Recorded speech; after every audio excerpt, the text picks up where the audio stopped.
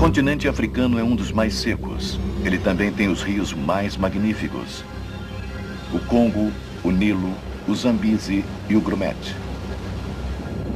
Como artérias carregando o sangue da terra, eles seguem seus cursos das montanhas para os mares.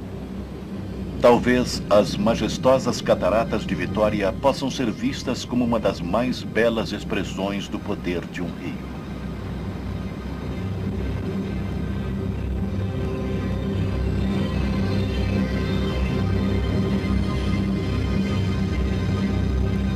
Esta é uma paisagem nascida do fogo e da água. Eras atrás, enormes forças tectônicas ergueram-se do coração da África numa feérica explosão de lava. E nas eras seguintes, os rios, sem descanso, mudaram sua forma. Desde o primeiro momento que a superfície primitiva foi esfriada pelas chuvas, a água começou a cavar o seu caminho e até hoje continua esculpindo as antigas rochas.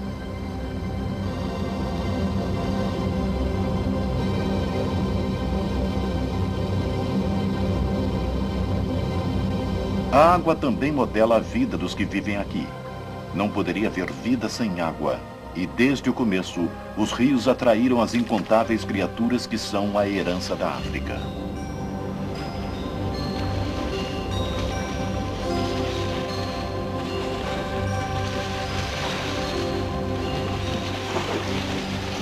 Os rios geralmente são o palco dos dramas que acontecem diariamente no mundo selvagem. Em alguns momentos, a natureza, para os padrões humanos, parece ser cruel. O mesmo rio que traz a vida através da água também traz a morte.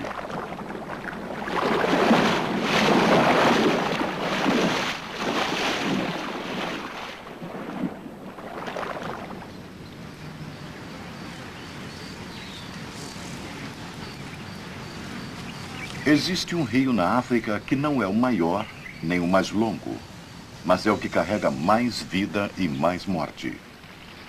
Um rio que resume toda a natureza selvagem, que logo pode desaparecer por completo. É o rio Mara, no Quênia. O Mara é um dos muitos rios que correm para o Lago Vitória, o segundo maior lago natural do mundo. A nascente do Mara é composta de várias fontes nas escarpas da Grande Fossa Africana. Na floresta, ele corre limpo e gelado. Daqui, ele flui para as planícies ensolaradas de um dos maiores parques de caça, o Masai Mara. Para as muitas criaturas que vivem às suas margens, o rio é tudo. Grande ou pequeno, predador ou presa, ele é o elo que os une. A necessidade comum de matar a sede é uma parte essencial de suas vidas.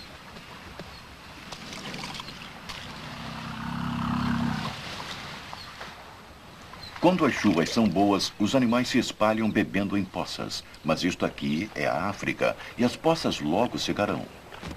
Conforme elas secam, os animais retornam para o rio.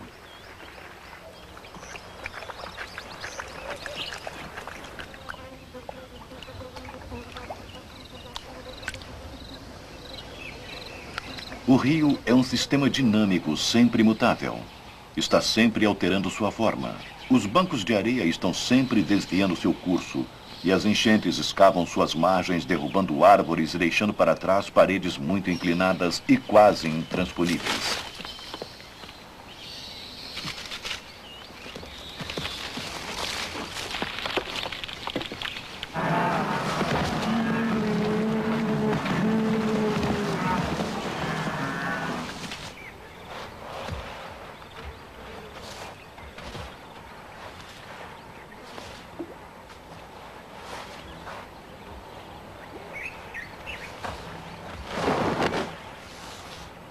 Ao mesmo tempo, estas encostas são modificadas pela ação dos animais. Pisadas por milhares de cascos e pés, as encostas são constantemente remodeladas.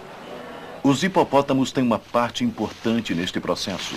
Eles são grandes e o caminho que deixam em sua jornada diária abre espaço para outros animais e, ao mesmo tempo, cria canais para que a água da chuva corra para o rio.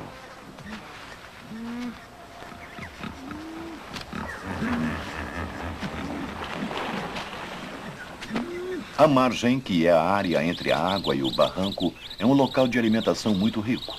Aqui a folhagem sempre exibe um verde exuberante, mesmo quando o resto do mar está seco.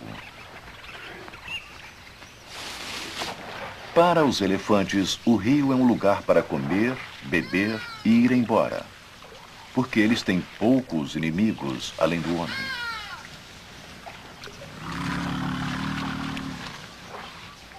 Mas para o resto, o rio é uma barreira perigosa, onde a morte vem em muitas formas.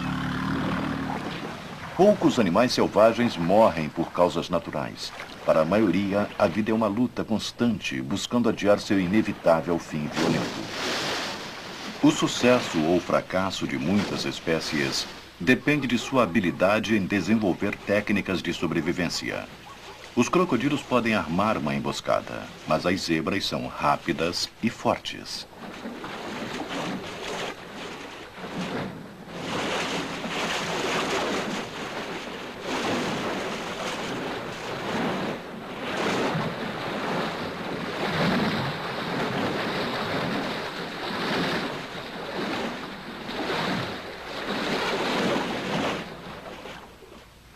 E onde a presa vai, o grande gato tem que segui-la.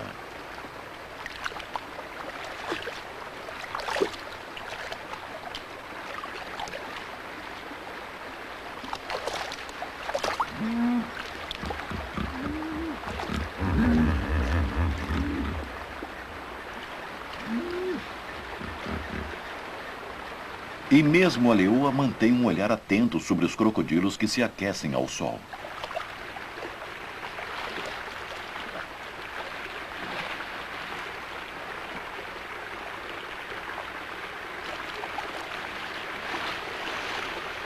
Os babuínos usam inteligência e agilidade para cruzar o rio em grande estilo.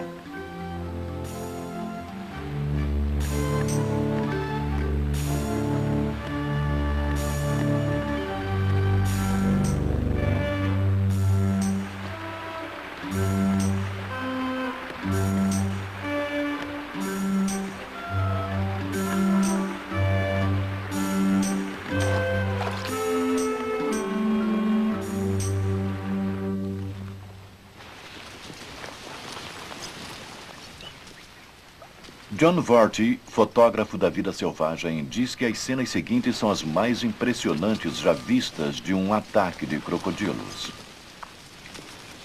O rio Mara está com o nível mais baixo dos últimos anos. As gazelas, ao contrário dos gnus e das zebras, raramente cruzam o rio e, consequentemente, seu conhecimento sobre crocodilos é muito limitado. Embora ela possa claramente ver os 15 crocodilos à espera, aparentemente ela não os associa ao perigo. Talvez seja o seu perfil baixo que provoque isso.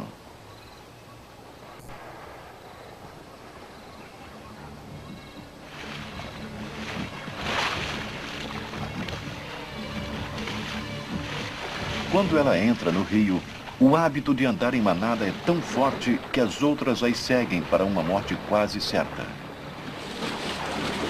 Desta manada de 22, quase a metade foi morta pelos crocodilos. Vejam que velocidade, força e eficiência incríveis.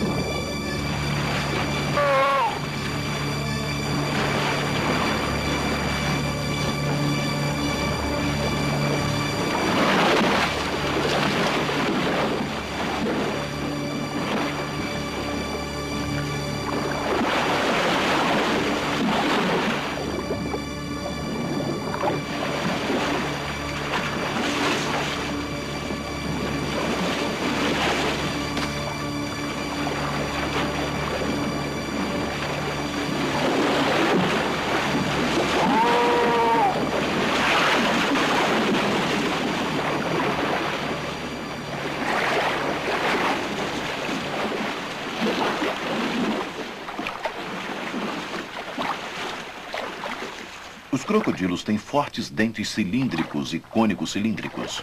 Seus caninos são afiados com bordas cortantes. Os dentes são bem adaptados para prender e furar. Os dentes também apresentam mordedura cruzada, não havendo cortes laterais. Esses dentes não têm raízes profundas, são encaixados em cavidades no osso da mandíbula e com uma força lateral podem ser deslocados.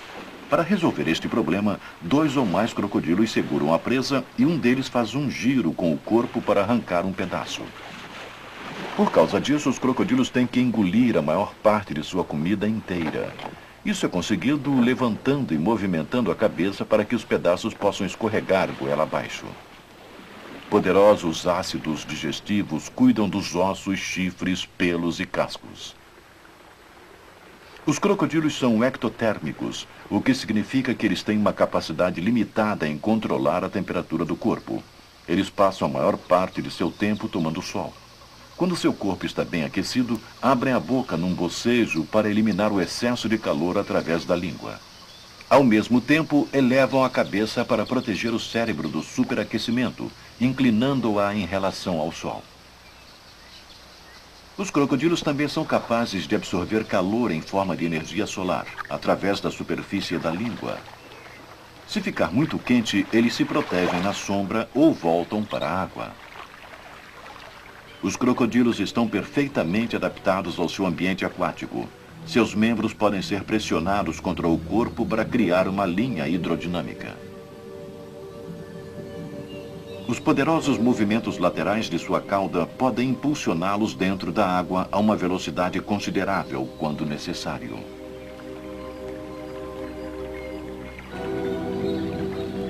Os membros traseiros com 4 dedos ligados por membranas têm garras que auxiliam a segurar as presas e também agem como estabilizadores. Um adulto pode permanecer submerso por mais de 3 horas, e para isso ele reduz seu ritmo cardíaco a 4 batidas por minuto, diminuindo assim sua necessidade de oxigênio. Um grupo especial de músculos puxa o fígado e o estômago para trás, criando assim mais espaço para a expansão dos pulmões. Embaixo da água, as membranas nictitantes transparentes são lubrificadas por glândulas especiais e protegem seus olhos. O crocodilo também pode retrair os olhos parcialmente para protegê-los. O crocodilo divide o mundo subaquático com uma das suas principais fontes de alimentação, o barbo ou o peixe-gato. O barbo está bem adaptado aos rios africanos. Barbelas sensitivas o guiam quando a água está lamacenta.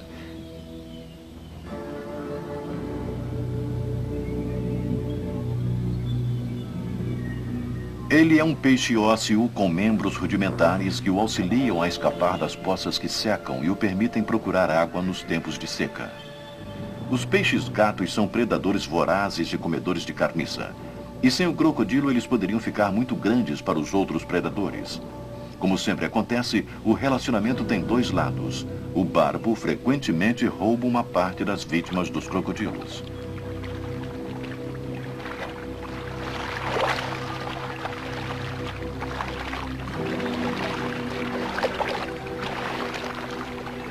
Os crocodilos namoram e acasalam na água. Eles gostam de roçar o pescoço um do outro, e um macho com grandes glândulas sob a mandíbula inferior repetidamente esfrega sua cabeça na cabeça e nas costas escamosas da fêmea.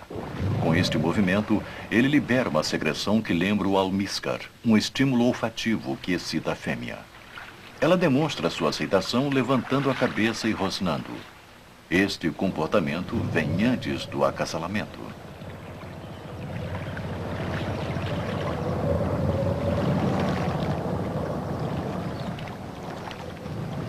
O resultado é uma postura que varia de 18 a mais de 80 ovos que são colocados numa cova escavada pela fêmea. Ela se mantém por perto, mas mais cedo ou mais tarde é obrigada a voltar ao rio para beber.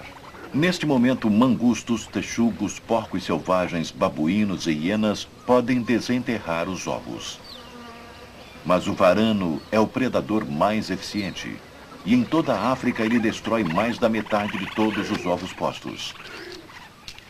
Eles parecem encontrar o lugar exato dos ovos porque sentem o cheiro que o crocodilo fêmea deixa nos ovos para avisar as outras fêmeas o lugar exato do seu ninho. Depois de 80 ou 90 dias, os ovos eclodem. Normalmente, eles emitem ganidos e coachos para pedir à sua mãe que abra o ninho. Mas na areia macia do rio, eles podem sair e atravessar uma pequena distância até a água por conta própria. Mesmo um recém-nascido é um oportunista, podendo se alimentar dos insetos aquáticos que ficam nas margens, além de caranguejos, caracóis, girinos, sapos e pequenos peixes.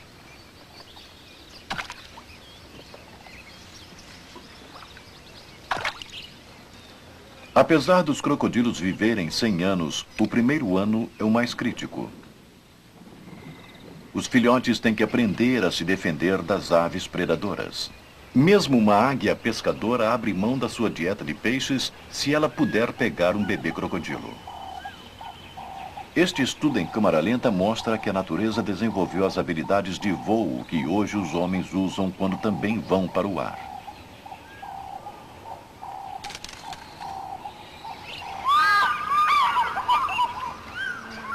Quando a ave deixa seu galho, ela mergulha para atingir a velocidade de voo. As pernas ficam encolhidas para melhorar a aerodinâmica. Quando se aproxima do alvo, as penas das asas e da cauda se abrem para reduzir a velocidade, ao mesmo tempo que funcionam como flaps que evitam a perda de sustentação. Asas poderosas permitem que ela suba com um peso adicional. As garras da águia são curvas para prender melhor a presa. A captura é uma manobra aérea admirável se considerarmos que o peixe precisa acelerar de 0 a 25 km por hora, que é a velocidade da águia, numa fração de segundos. O peso da ave quase dobra repentinamente e seu centro de gravidade é violentamente modificado. Isso é uma capacidade que poucas aeronaves apresentam.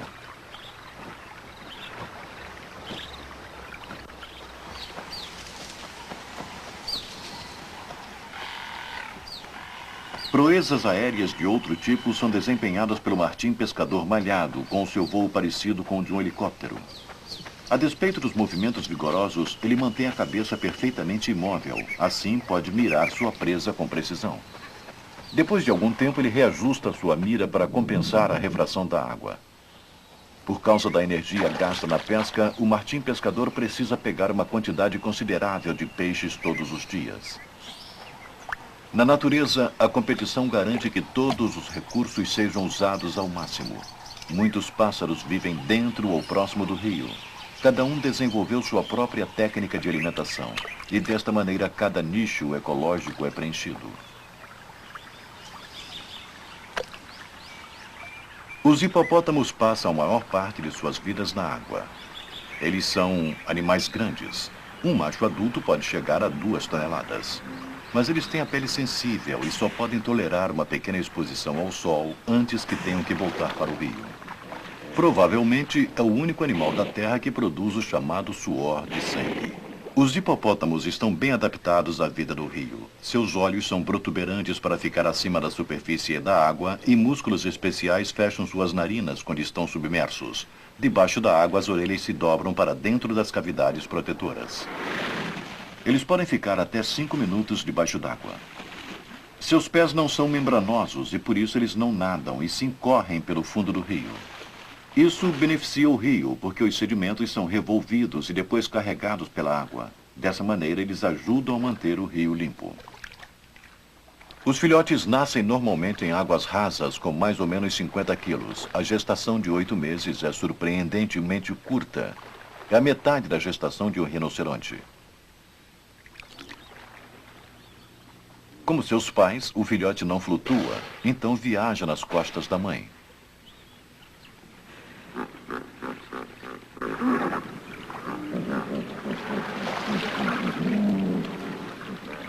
Os hipopótamos se alimentam à noite para fugir do sol e reduzir a competição de outros herbívoros.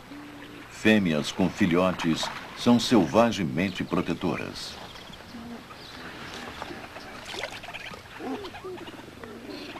Costuma-se dizer que os hipopótamos causam mais mortes na África do que os outros grandes animais. Isto não é um bocejo, é uma demonstração formidável de armamento. Caninos longos e afiados não são usados para alimentação, são armas apavorantes. Espalhar os excrementos significa que o macho dominante reclama este território e que vai lutar por ele. O hipopótamo macho é um dos poucos herbívoros que podem matar seu adversário em defesa de seu território.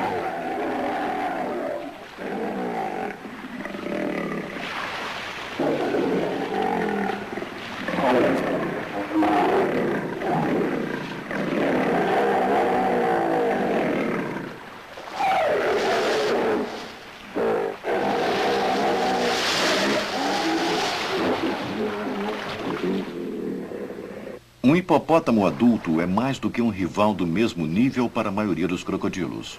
Sabe-se que um macho grande cortou ao meio um crocodilo de 3 metros com uma dentada. Este macho morreu após uma luta e sua companheira está protegendo seu corpo há vários dias.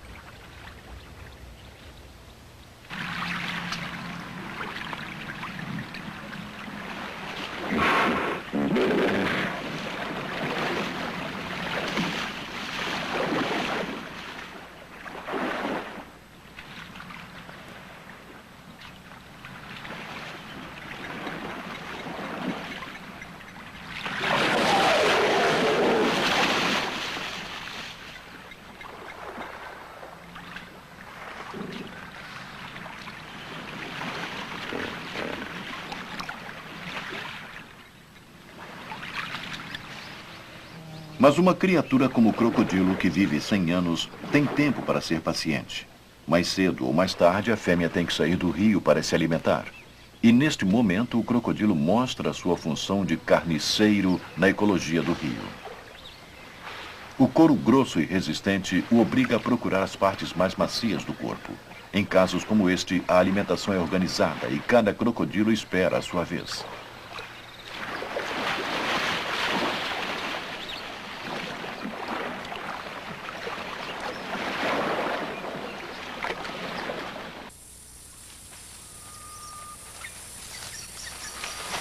A influência do rio se estende além das suas margens. Grande parte desta área já foi coberta por mata equatorial, mas agora apenas uma pequena parte desta mata sobrevive ao longo do rio. A floresta tem o seu grupo específico de animais, bem adaptados às suas condições especiais. O leopardo é o principal predador. Ele prefere os habitats onde há grandes árvores que protegem a ele e a sua presa. Os leões são criaturas que vivem principalmente nas grandes planícies, mas às vezes as fêmeas procuram uma folhagem densa como abrigo para amamentar seus filhotes. Os primatas africanos mais disseminados além do homem são os babuínos. Eles podem ser encontrados em quase todos os lugares onde haja árvores altas ou colinas para se esconderem à noite. Durante o dia se alimentam principalmente no chão, com uma grande variedade de comida. Aqui estão comendo cupins. Eles são inteligentes e os filhotes aprendem com o exemplo de seus pais.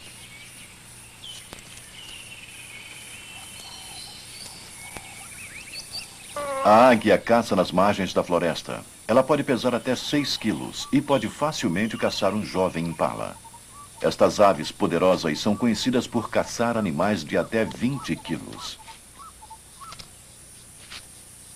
Os babuínos comem os restos deixados pelas águias. Isso nos lembra que há milhares de anos atrás, não muito longe daqui, nossos ancestrais desceram das árvores para roubar a caça de outros predadores.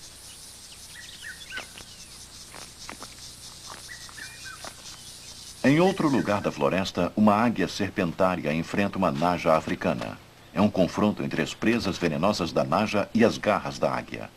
A serpentária tem adaptações especiais que permitem caçar as najas. Ao contrário das outras águias, as pernas da serpentária não são emplumadas. Ao invés disso, possuem grossas escamas que as protegem das mordidas.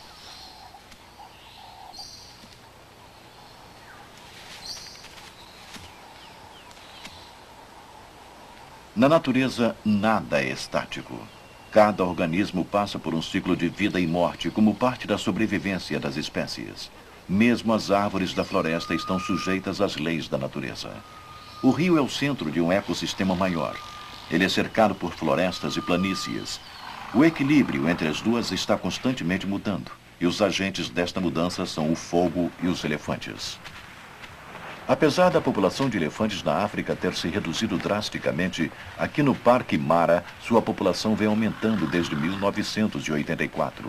Isso porque eles eram livres para migrar para as áreas fora da reserva, mas hoje estão confinados por pesadas cercas e todos os anos a pressão sobre a floresta aumenta. Quebrando árvores, eles abrem caminho para o capim, e uma vez que o capim se estabeleça, o fogo pode penetrar. Por sua própria natureza, o capim resiste melhor ao fogo do que os arbustos e as árvores jovens, e hoje em dia as pastagens dominam o Masai Mara. Alguns animais pastam os ramos de acácia nos limites da floresta.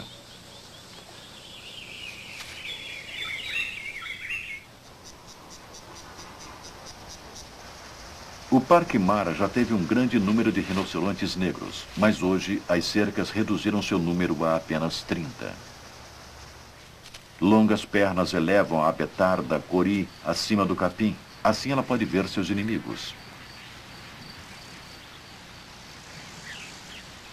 O falcão do brejo patrulha o território e instintivamente a betarda abre sua cauda para esconder o filhote. Este mar de capim, com 25 mil quilômetros quadrados, sustenta 2,5 milhões de animais, onde 1,5 milhão são gnus.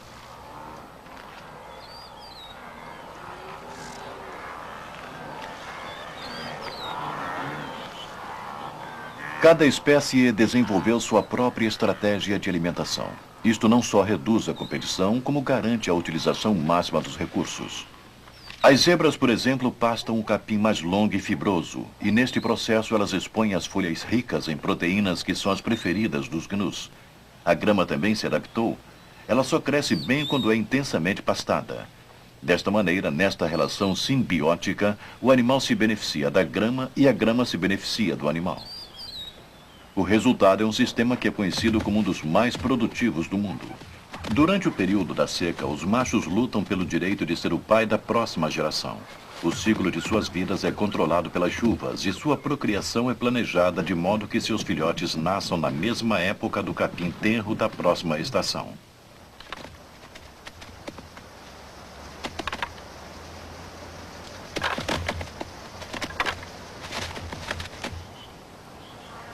Uma manada de animais em movimento era uma visão comum em todo o território africano. Agora, graças à agricultura humana e suas cercas, este é um dos poucos lugares onde o espetáculo de uma migração em massa pode ser visto. Quando o capim alto diminui, a zebra é a primeira a se movimentar.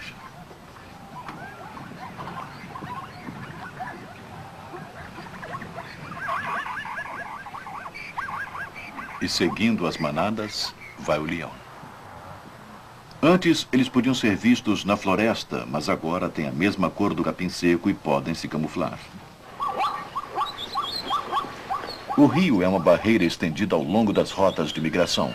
Não há maneira de evitá-la. E os predadores sabem que a sua melhor chance de matar é aqui, no ponto de travessia.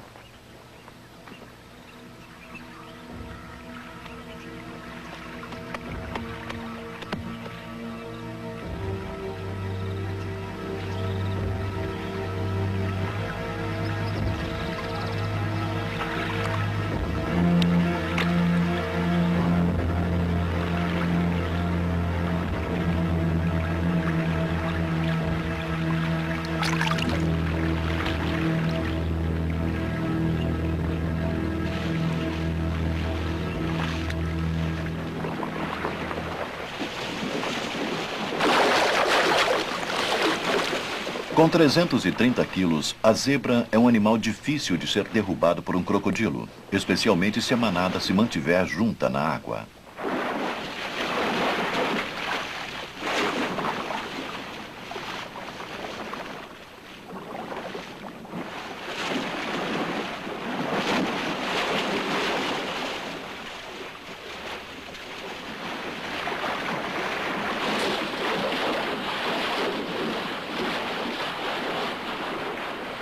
Conforme a manada vai se aproximando da outra margem, a leoa dominante observa. Ela é a caçadora do grupo e está esperando pelo momento de lançar o seu ataque. Além dos predadores, a zebra ainda enfrenta o perigo das rochas escorregadias. Um animal ferido é uma vítima certa.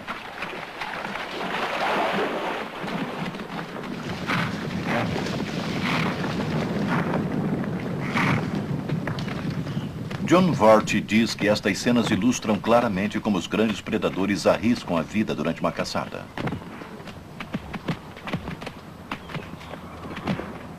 A leoa teve muita sorte em escapar sem ferimentos sérios.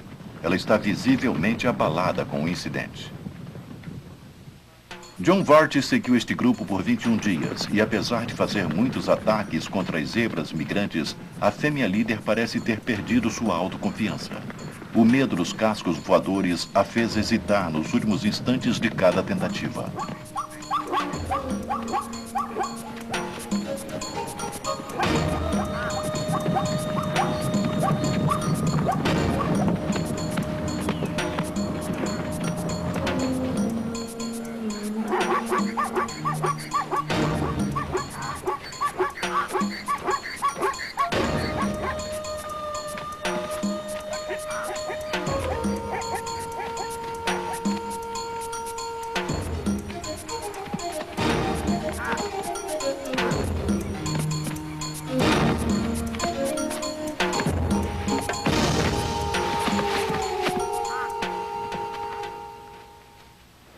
As zebras mostram claramente como os cascos são eficientes como armas.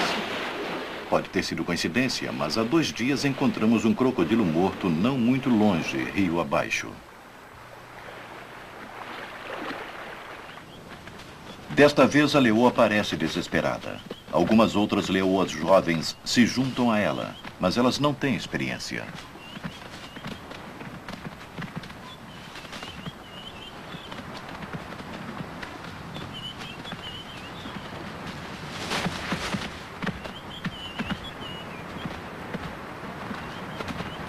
Até agora, a técnica das zebras de se manterem juntas na água rasa deu resultado, mas sempre é um animal que quebra as regras. Uma zebra sozinha entra em águas profundas. Agora a vantagem está com o crocodilo.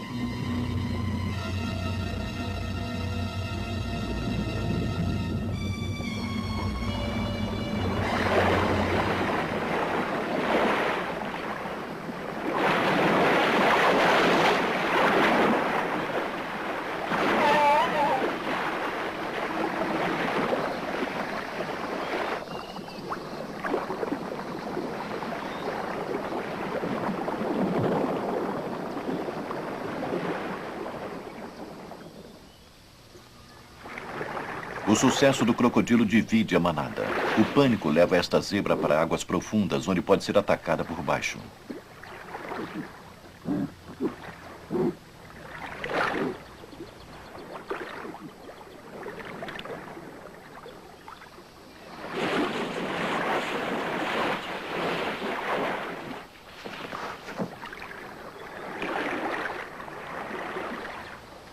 A leoa vê sua chance chegar, mas aguarda. Ela tem experiência e não se aproxima muito dos crocodilos.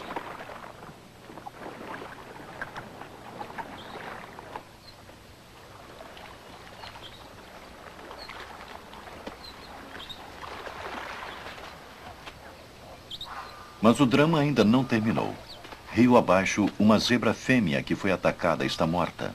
Uma das leoas adultas vê uma oportunidade. O risco é grande, mas a recompensa para a leoa desesperada é maior.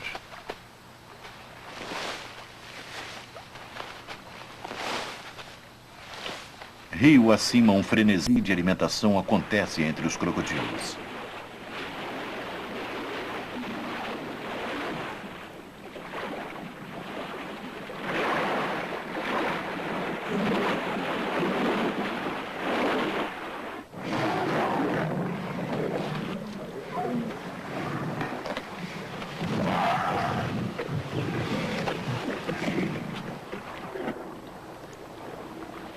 Os crocodilos às vezes são feridos durante esses banquetes. Este teve a parte de baixo da boca rasgada durante a disputa.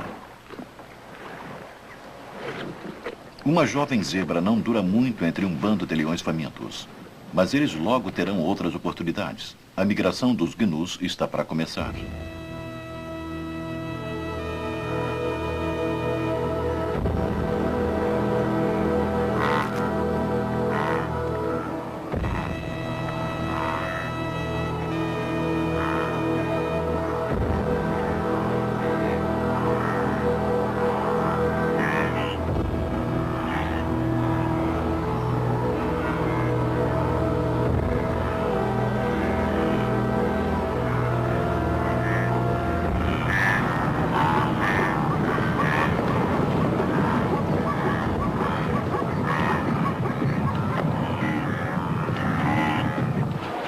O primeiro gnu chega ao rio algumas semanas depois das zebras. A água está baixa e a correnteza lenta.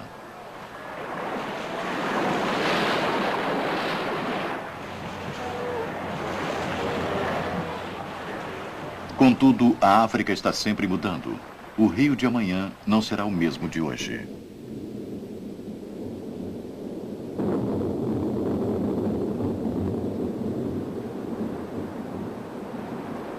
Uma tempestade tropical numa área represada derrama milhões de litros de água no rio.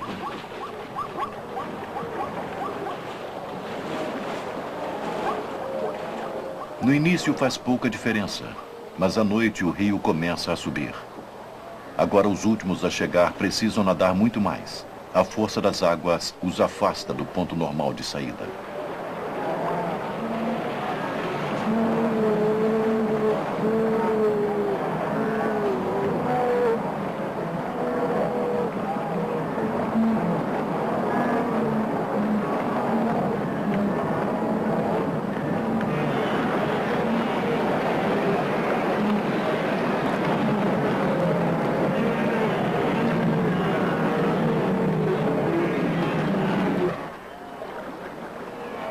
Enfraquecidos pelo esforço, muitos se afogam. Os crocodilos não precisam mais caçar. Eles e os abutres se fartam nas carcaças. Para nós, este pode ser um processo cruel e de desperdício. Mas a adversidade é a maneira que a natureza tem de eliminar os fracos. E para 1,5 milhão de animais que migram a cada ano, isso não representa nada.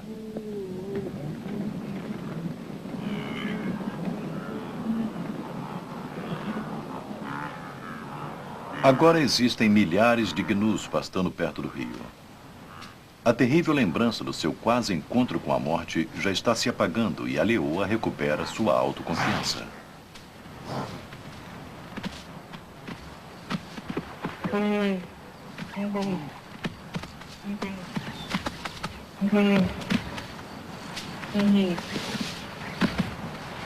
Mesmo um ataque bem-sucedido desperta pouco interesse. A aceitação da morte parece fazer parte da personalidade da presa.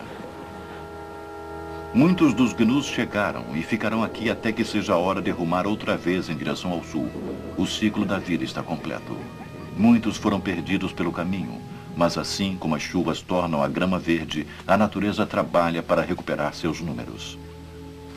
Esta é a maneira como sempre aconteceu e como sempre acontecerá no futuro. Ou não. Existe uma outra criatura que vive aqui. Por centenas de anos, os Maasai criam seu gado aqui ao lado do Mara. Eles dividem a água com as manadas migratórias. Eles são pecuaristas e guerreiros com pouca disposição para a agricultura. Vivem em harmonia com a natureza e reverenciam o rio Mara como fonte de vida para os Maasai e seu gado. Mas em outros lugares, o crescimento da população humana ameaça os rios da África. A nossa ignorância sobre os sistemas fluviais completos é enorme. 80% da força do rio é gerada nos primeiros 10% de seu comprimento. Ainda assim, nós destruímos a vegetação original que protege a fonte e a substituímos por uma floresta comercial não nativa.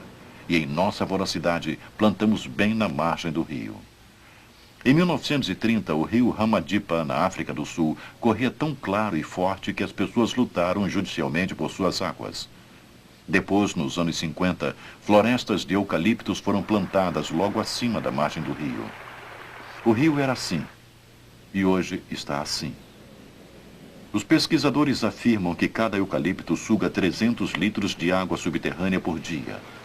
Leva apenas 11 anos para uma floresta de eucaliptos sugar um rio até a morte. E para piorar o problema, o método de corte faz com que grandes áreas sejam desmatadas, o que deixa as colinas íngremes desprotegidas. E na primeira enchente, tudo é arrastado para o rio, enchendo-o com detritos.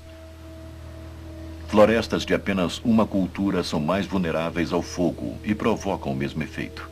É irônico que florestas estaduais ostentem cartazes com antílopes chorando, pedindo para se evitar incêndios na floresta, quando seus desertos verdes eliminaram os animais, os pássaros e os insetos nativos. E na crença errônea de que as áreas represadas são menos importantes e produtivas, a burocracia assentou centenas de milhares de famílias empobrecidas e carentes em áreas que não poderiam sustentá-las. Com nada além da madeira como fonte de energia, a solução foi o desmatamento. Seu gado destrói a cobertura vegetal, deixando a terra desprotegida.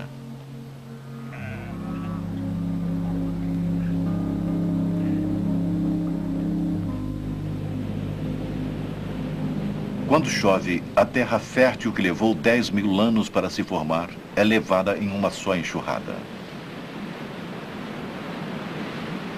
O sedimento que alimenta a vida aquática é arrancado, destruindo a grande diversidade do rio.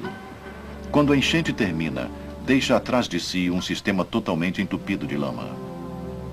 Este, um dia, foi o grande rio Limpopo.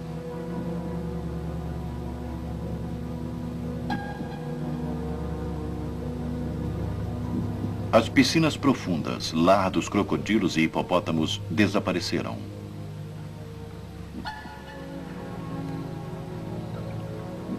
Este hipopótamo, numa poça rasa, tenta desesperadamente molhar sua pele para protegê-la do sol.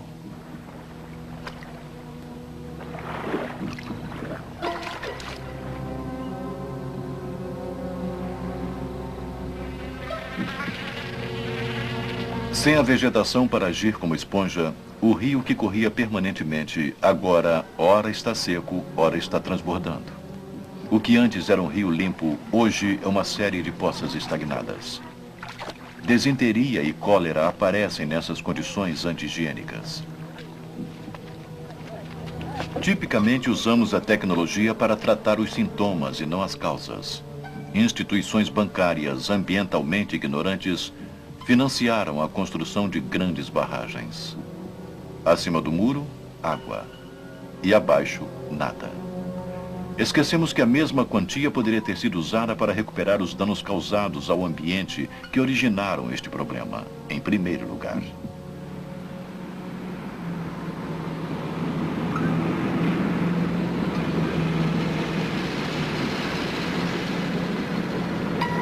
Alguns dos maiores desastres ambientais e financeiros vieram de barragens mal planejadas. No norte do Quênia, o projeto de uma barragem custou quase 300 milhões de dólares. Sua fábrica de peixe congelado nunca chegou a produzir comercialmente, e a barragem destruiu o modo de vida da população local. No sul da África, a represa Zuknor, construída ao custo de 12 milhões de dólares, quebrou quando foi enchida pela primeira vez. Ela depositou 1.800 partes por milhão de lama na água do rio, quantidade suficiente para matar toda a vida aquática deste ponto em diante. Uma vez que a água está acumulada numa represa, o potencial de irrigação é óbvio. A terra fica exausta com as monoculturas, madeira, açúcar, cítricos, café, e para mantê-las precisamos travar uma batalha contra a natureza, jogando milhares de litros de pesticidas para poluir o que sobrou dos rios. Hoje, 4/5 de toda a água vai para a agricultura. Mas o desperdício dos métodos usados só admite que 1/3 seja efetivamente aproveitado pelas plantas. Enquanto isso, a população local só tem o rio devastado e nenhuma água limpa para beber. Como o rio nos é dado de graça, nós o profanamos. Ele se tornou um depósito de lixo conveniente. As fábricas derramam seus efluentes nos rios. Uma fábrica africana faturando milhões de dólares pagou sem discutir uma multa de alguns milhares de dólares por paralisar os peixes do rio. Menos de 2% da água do mundo é potável. O certo é que cada vez mais os sistemas vitais da Terra estão começando a falhar. E a falta de água no lugar onde a vida começou vai se tornando um problema cada vez mais crítico. Se quisermos evitar nossa própria extinção, precisamos criar uma nova ética ambiental dentro da próxima geração. Um novo inventário precisa ser feito, considerando a água, o ar e a terra como nossos bens mais preciosos, porque esta é a verdadeira base da vida. Se falharmos, não teremos uma segunda chance. Algumas das maiores belezas da vida vêm da água, e já foi dito que o rio se move como a própria vida.